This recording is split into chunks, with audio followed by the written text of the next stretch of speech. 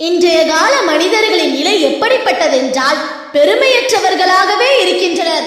தெரியாமல் ஏதாவது அவர்களுக்கு வேதனை அளித்து விட்டால் அவர்கள் பொறுமை இழந்து முழு குடும்பத்திற்கும் சாபம் விடக்கூடியவர்களாக இருக்கின்றனர்.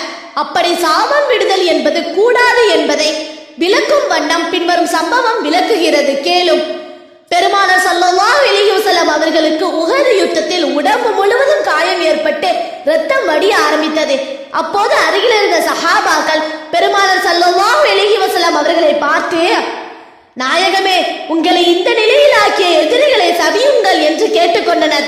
அதற்கு பெருமானார் ஸல்லல்லாஹு அலைஹி வஸல்லம் அவர்கள், இறைவன் என்னை சபிப்பதற்காக அனுப்பவில்லை என கூறி, இறைவா, இந்த மக்கள் அறியாதவர்கள், இவர்கள் எனக்கு செய்த தீங்குகளை மன்னிப்பாயாக என்று இறைவனிடம் பிரார்த்தித்தார்கள். இச்சம்பவத்தின் நீதி என்னவென்றால், தீமை செய்தவருக்கு அவர் நாணும்படி நன்மை செய்துவிட வேண்டும் என்பதே ஆகும்.